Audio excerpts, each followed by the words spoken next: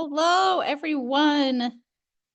Give me a thumbs up if you can hear me. It looks like we got a lot of J's on here. Jill, Joey, and John, and iPhone 13. That's weird. That's awesome. I would say awesome. Do want this to be interactive, so if you can use the chat or the thing next to you, good job. Um, that will help me know how you guys are feeling. Um, I first want to say thanks for spending the time to be on here with us today.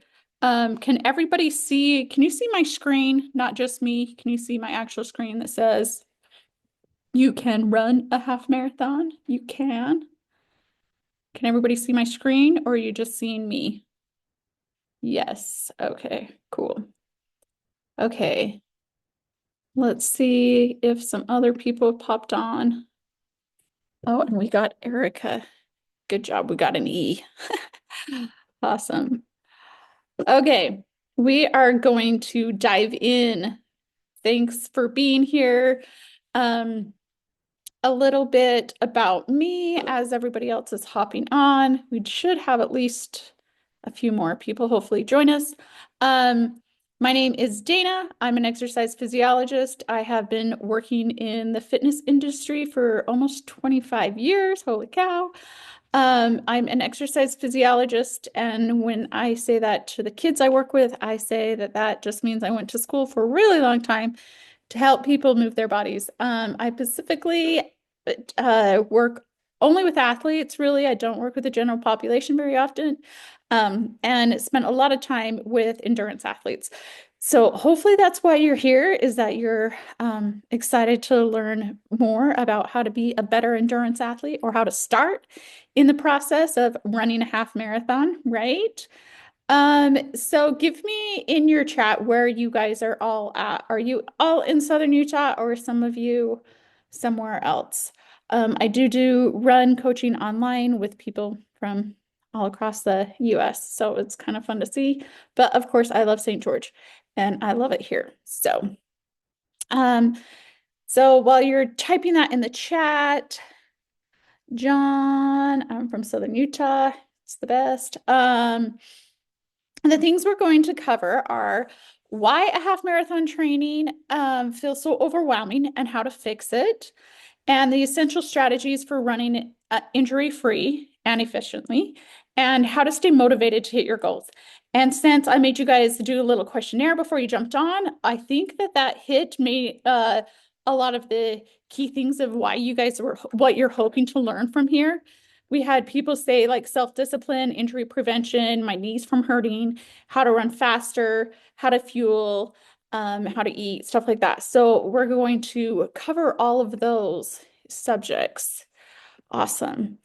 And if that is not reason enough to be on, to stick around until the end, I have joined with Southern Utah Half, which is a half marathon here in St. George that is at the end of March.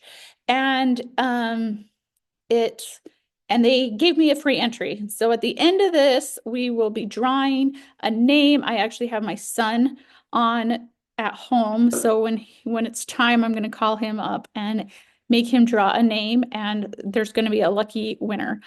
If we draw your name and you don't want to do it, then you can not worry. Still stick around and hopefully you can learn something from this. Um, have any of you guys ran Southern Utah Half? Do you want to? It's mostly on our trail system here. Anyways, let's dive in. Okay, so why is running a half feel so hard?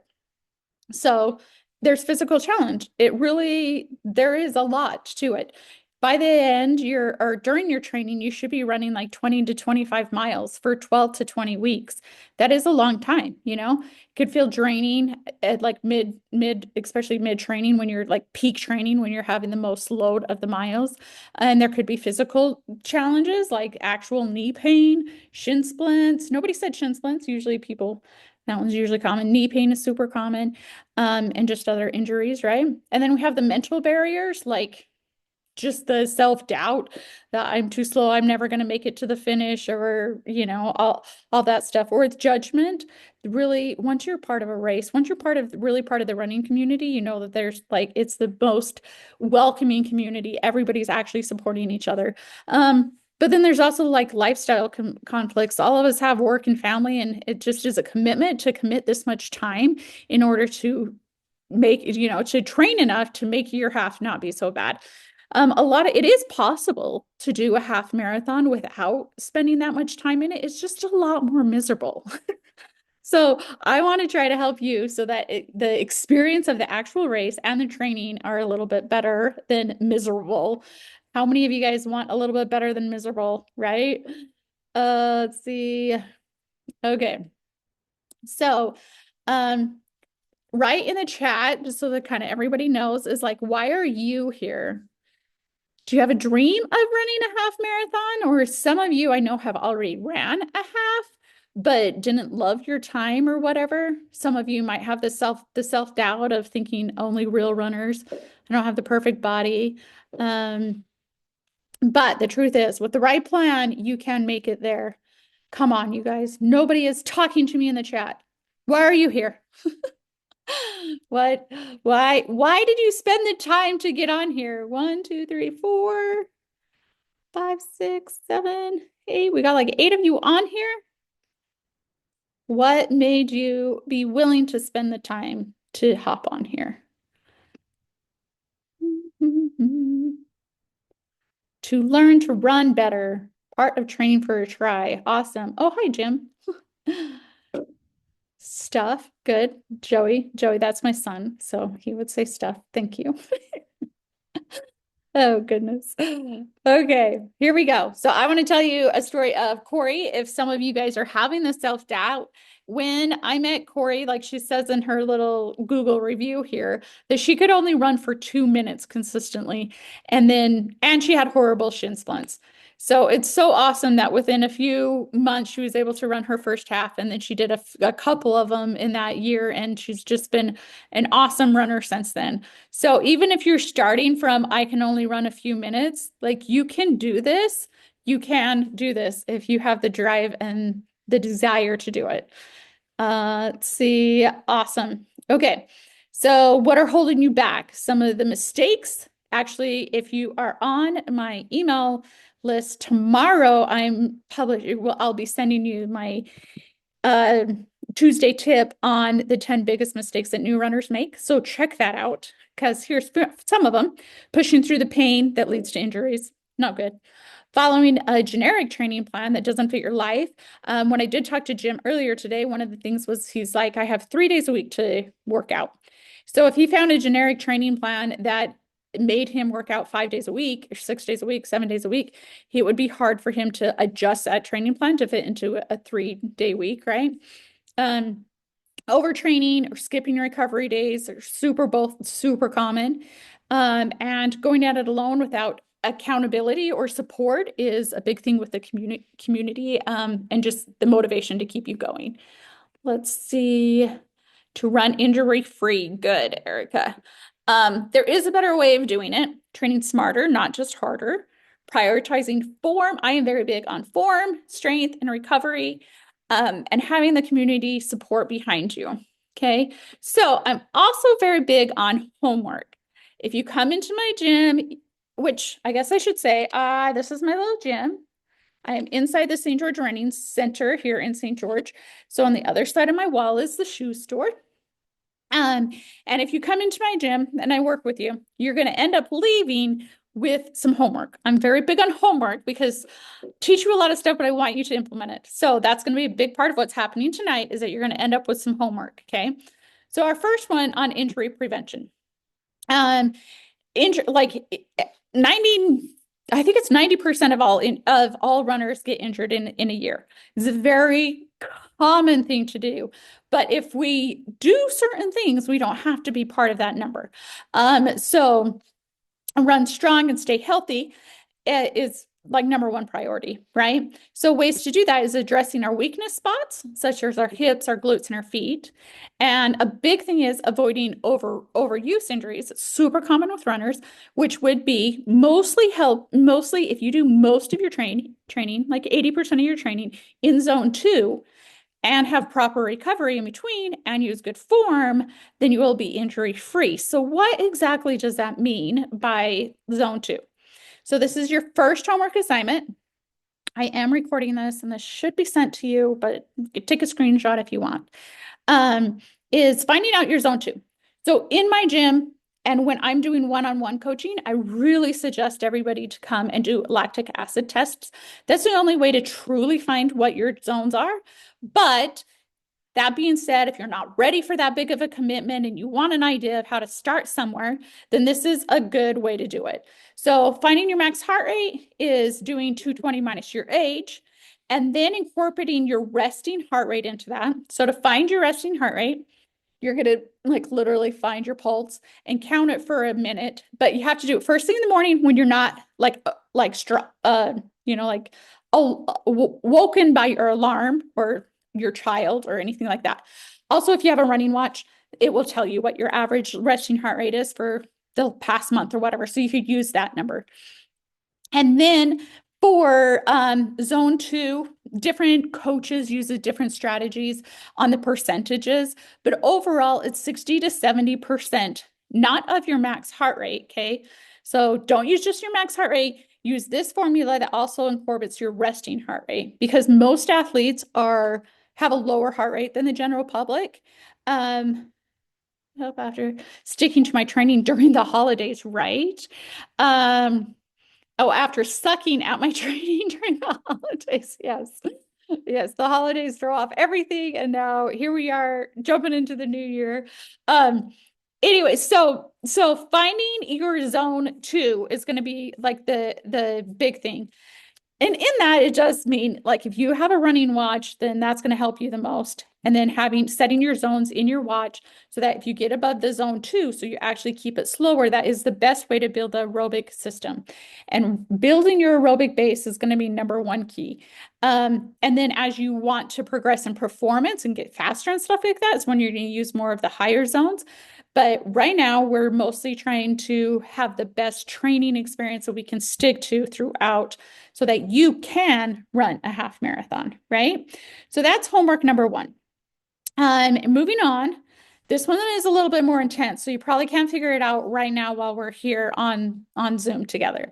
But is your running form. So the biggest thing that when I do these, most people say is either shin splints or knee pain. And from this group, I had the most injuries that people talked about was knee pain. Okay. So with that, the biggest part of the running form, when I do running assessments in my gym, then I break down the running form. Well, I do those virtual as well, but I break down the running form into 5 key things.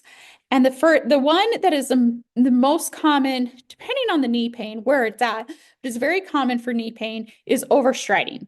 So your number 2 homework is to figure out if you are overstrider, and then I'm going to give you some tips on how to help with that. Okay. So is what you will do is you'll take a slow-mo video of you running. And you can do this outside or on a treadmill. And then you're going to stop the slow-mo video when your foot is first flat. And then from there, you don't have to draw a line. You just kind of look at it. So we stop this where her foot is first flat. And I give this as everybody's running form is different, but I give this as an example because her heel never touches the ground. So this is as flat as she gets. Okay. And then you look and see what your shin angle versus your torso. And make sure you go through the widest part of your ribs. Don't go through your head because some people do crazy stuff with their head when they're running. And from there, you mostly are just seeing if your lines, like, so his went through his shin and through his torso, and they crossed up here. And same with hers, right? And they crossed up here. Versus these stayed parallel, and they are both slightly leaned forward. If your picture looks like this, the chances are you're not overstriding. If they look like this, you are overstriding, which does help cause knee pain and shin splints. Okay. So some things to think about. Does anybody think that they're overstriding by just like looking at these pictures so much? Not yet. Especially I didn't exactly write down, but whoever said that they had their knees were hurting while they were running. I really can't tell. Yeah, so you kind of like taking a slow-mo video, you learn so much about your running. Um, Okay, but the basic thing that we want to get away from is when your foot lands too far out in front of your center of mass. See, his weight is back here, his foot is clear out here versus her weight's here, and her foot's like pretty much right underneath. I mean, not exactly, but pretty close. And that just causes so much more of the every time you put your foot out in front of you, it is pushing on the brakes. But if we land closer to us, we're not pushing on the brakes as much. This one radiates more force up here, causing like the front of the knee to hurt kind of more. If you have lateral knee pain, there is something else that you're probably doing wrong. But it makes you slower because you're pushing on the brakes longer than if your foot lands underneath you. The less time the foot is on the ground, the faster you're going to be. You just touch, go, touch, go, touch, go. If you watch like the people winning these half marathons, they're barely on the ground, just really fast toe touches. Um, and if you're at the gym and somebody's running next to you on the treadmill and they're super loud, I always like to say it's a guy, then they're probably overstriding because you also kind of like thud, thud, thud, thud, thud, thud, instead of just and wearing out the back of your shoes. So some of the things to think about while you're running, if you are overstriding, is this doesn't work for all of us who only live in Southern Utah, but running on ice, like think about it right now. If you think about running on ice, you're not going to reach out in front of you or else you're going to feel like you're going to slide, right? Or just running quietly, because I told you the overstrider's like boom, boom, boom, boom, boom, instead of just quickly. Okay.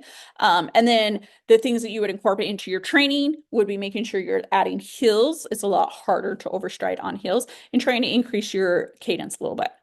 Okay, so that's your homework number 2 to help you get to a half marathon healthy.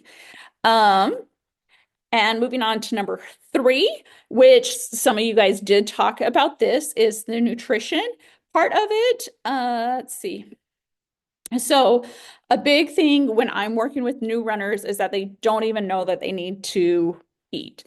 And if you're doing a race longer than an hour, and I'm going to just assume that everybody that's on here is going to take longer than an hour to complete 20 or 13.1 miles. If you're going longer than an hour, you're going to need some carbs to help because that's how you're going to fuel your run, right? If you don't have any carbohydrates inside of you, then you're going to bonk, hit the wall, all of those kind of things that you hear people say, which can also happen by not training correctly. But a big part of that is usually the fuel and hydration. So looking at this, right? If you were running 1 to 2 hours, depending on how fast you want to do your half, then that's 30 to 60 grams of carbs per hour. And if we're going longer, it's even 60 to 90.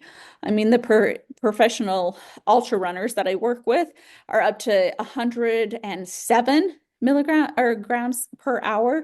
But that also takes years of training your gut to be able to also process that and use it. So even if your goal is a half marathon, I would even suggest starting using the 30 grams an hour before you get into the longer runs, just because you're training your gut to start processing it so that it can have that fuel to start using when you go on the longer runs. And as well as like experimenting with what kind of foods, because you can use real foods. You can use a piece of toast. You can use with some honey is even better. Or you can there's lots of training gels nowadays, running endurance gels that have a bunch of different levels. Actually, I think that's on my next slide, so I should probably, let's see. And eating after. You always want your protein after. I think I say that here. Yeah.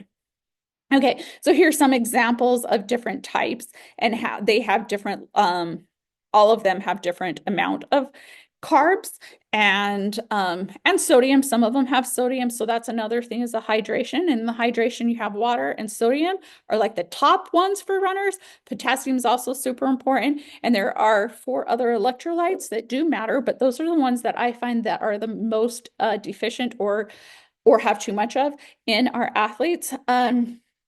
So in Southern Utah Half, this is when they're going to provide a gel that you could a goo that you could have at those miles, mile 6 and mile 10 and a half. So if you needed more than that, if it's going to take you more than 30 minutes to get to mile 6, then you're going to have to pack your own, right? So that's when the running gels come in handy because it's harder to pack a piece of bread than it is just the running goos. But here's your little calculation to help you kind of figure out where you are. And then this also tells us your training sheet of like each one's going to have water and Gatorade as well, and when the porta potties are. So knowing this about your race that you're training for and then trying to help fuel you at those times is going to in your training. So that race day comes, your body's like, yeah, I know how to do this. At mile 6, I always get this goo. You know what I mean? Kind of stuff. Let me make sure. How do you recommend carrying it? Um, so like these that come like this, they're really easy just to shove in your pockets. A lot of the running shorts are built with pockets on the front, on the waistband, or on the sides. People have handhelds that have little pockets in them, handheld water bottle holders. Some ultra runners, more than just halfers, but now they're coming popular for everything, have a vest. I would really start experimenting with what works for that, especially if you think you're going to need it on race day. If you train with it and then don't need it on race day, that's also awesome because then you'll feel super light when you're used to using it. But it is beneficial. Like this time of year, a lot of our drinking fountains and stuff are not on. So it will be helpful if you can figure out how to carry it on your own. Okay, moving on. Number 4 is your SMART training plan. There's a bunch of different training plans, and the biggest thing that I think is that it needs to be personalized for your life. You don't try to make your life fit into a different training plan. That's not going to work. Make sure that you find a training plan or a coach that can help you and make the training plan fit with your life, right? And then big points are gradually increasing your miles. A big injury thing is going to be doing too much too soon without a gradual increase. And then, of course, not doing it because it doesn't work with your life. So your homework on this is making, like, when you find a race, of course, I'm kind of basing this off of Southern Utah Half because I'm starting a training group with that. But if you find your race and then you back up like 12, 16 weeks, whichever, however, even 20 weeks out, you can figure out when you need to start really training for that. So here's an example of some of them, right? And so I thought this was, maybe I wrote this wrong. So I feel like this is the 6th is when we're going to start that. Is that on Monday? So I'm doing a group coaching that is going to start for Southern Utah Half that's going to start on Monday, which, I guess a week from today. So that's the best thing is figuring out that and then backtracking with how many weeks you have to train for it. Such as Jaylee, she had done St. George Half last year or the year before. And then this year, when I started helping her, so I really started coaching her, she was using a generic plan before that. She got a PR by 10 miles or 10 minutes, which was that's a huge PR. She was super happy. She works with me. She comes up from Mesquite. She was awesome. So you can do this too, even if you've done it before, but you weren't super happy with what you were doing. We could fine tune your training and you can get there. So this is what I'm doing. I do one-on-one training, but I am opening up this group coaching. So that will be everybody in the group will be training for Southern Utah Half. And like I said, it starts on Monday. And it's some of the things that you'll have a group that are all training for the same thing. You'll be following the same plan, and they will all show up on your watch. You wake up, show up on your watch, and we'll have a community group. We'll get on a Zoom like this and talk about different subjects 6 different times throughout the training. And I end with 4 weeks of recovery, which is huge. A lot of training plans just get to that race day and then you're just done. And I am big on like, what's next? Don't just be done. Like the person who said, like, how do I continue after my holiday sucked or whatever it was. Like the follow through is also super important to me, I think.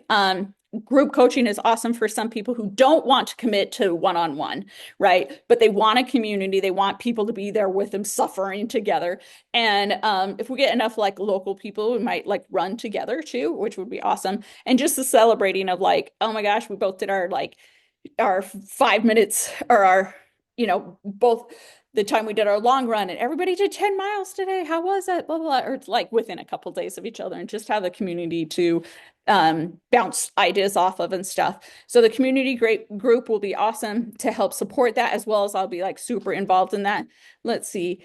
I'm shooting for a sub 2.5 hours. Yeah. Is that doable? I'm kind of slow. Can your group help me? Yeah, this is kind of tailored more to like new, slower, whatever you want to classify it as. And I would want you to change your mindset on that just because slower runner, it's so not a comparison. That's one of the things we talked about before is just like your goal and you teaching it. So we're all covering the distance. So the amount of time that you take to get there you're all still welcome. You're still a runner. I love the thing of that you're a runner, whether at any level. If you put on shoes and you go outside and you travel, you are a runner. So any levels are welcome. So just a recap on your homework, we're going to have no injuries because we're using the 80% of our time we're in zone 2. And we're going to run efficiently by not overstriding.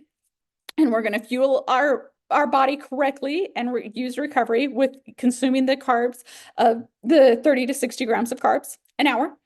And then we're going to find and use a race plan that we'll find a race and then find a plan that you can commit to and really do it. And doing it as a community is even awesome, or you can do it on your own. That's super cool too. Either way, because you guys are on here, this should be emailed to you too, but you will get this promo code that if you want to join my Southern Utah group, like I said, starts on Monday, then you can do that. And now, best part, Joey is going to draw somebody's name and they are going to win a Southern Utah half. I'm not going to lie, last time I got to this point, like pretty much everybody jumped off the call. So if you really don't want to win, you don't have to jump off the call. If he draws your name and you don't want to win, you can just totally say that. Because I really want to give it to somebody who actually wants to run Southern Utah half on March 29th. Joey, can you hear me? Are you on there? Okay, here we go. Okay. But, oh, Jim, do you want to win Southern Utah half? I mean, not win it, but do you want to go to Southern Utah half? Want to run Southern Utah half? Let's see. Give us a heck yes, or you can unmute yourself or whatever you want to do. Because if you don't want it, I'll give it to somebody else. Yes, put it on my calendar. Okay, sweet. Awesome. Well, congratulations, Jim. That is awesome. I have like, I don't even know where my timer is on here. I think I have like 1 more minute. If anybody wants to ask me a question about any of these, I'll try to address it before we get kicked off of here in like 1 minute. Thank you, you bet. Thanks for spending the time hopping on here and thinking about furthering your running career this new year, 2025, right? Okay, I'll give it like a few more minutes if somebody's typing, or you can unmute yourself and ask away if you have any questions on any of those 4 homeworks or the running program or whatever else you're training for.